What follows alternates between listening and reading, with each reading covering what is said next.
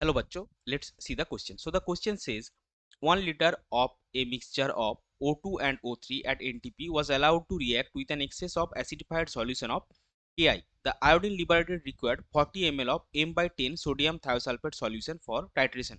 What is the percent of ozone in the mixture? This is our first question. Our second question is ultraviolet radiation of wavelength 300 nanometer can decompose ozone. Assuming that one photon can decompose one ozone molecule, how many photons would have been required for the complete decomposition of ozone in the original mixture? तो चलिए सबसे पहले देखते हैं इस question का की concept क्या है. सो इस क्वेश्चन का की कॉन्सेप्ट है आयोडोमेट्रिक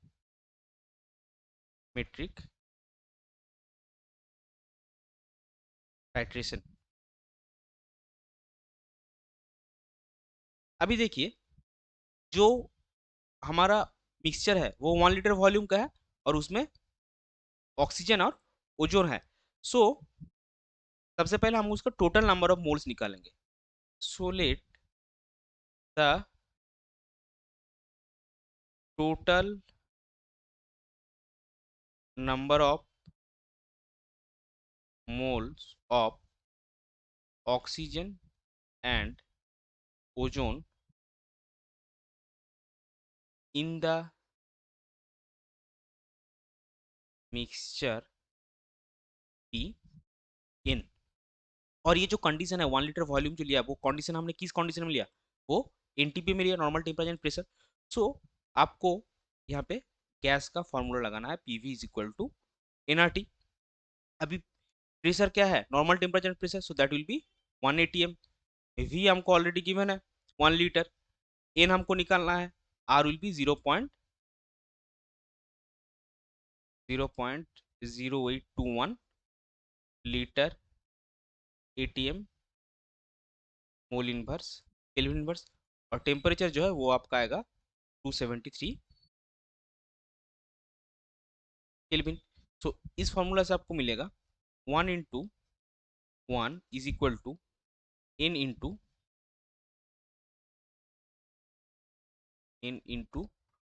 0.0821 इंटू 273. और उससे आपको मिलेगा n is equal to 0.44 moles. अभी ये जो ओजोन है, ऑक्सीजन और ओजोन के बीच में जो ओजोन है वो के के साथ रिएक्ट करके आयोडीन लिबरेट करेगा जो फर्दर Na2H2O3 के साथ टाइट्रेट करेगा. सो उस हिसाब से हम लिख सकते हैं moles of ozone is equal to moles of iodine is equal to half into moles of Na2H2O3. So ये कितना आएगा, हाफ इंटू 1/10. अभी Na2H2O3 जो हमने लिया वो क्या है 40 ml इंटू m/10 यानी कि 1/10 molar solution.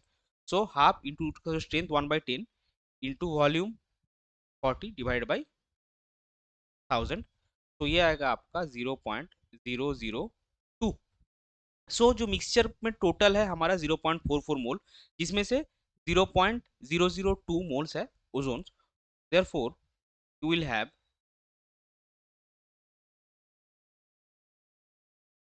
Moles of oxygen is equal to 0.44 minus, sorry just a moment, it will be 0.044, 0.044 moles. तो ये आपका हो जाएगा 0.044 minus 0.002. so this will be 0.042. so अगर ये नंबर ऑफ मोल्स है, सो मास ऑफ ऑक्सीजन कितना होगा, मास ऑफ ऑक्सीजन होगा 0.042 into 32 gram, that will be 1.34 gram, और उसके बाद आपको मिलेगा mass of ozone is equal to 0.002 into 48 gram, that will be 0.096 gram. So हमको फर्स्ट क्वेश्चन क्या पूछा है, what is the percent of ozone in the mixture. So first जो हमारा आएगा, percentage of ozone in the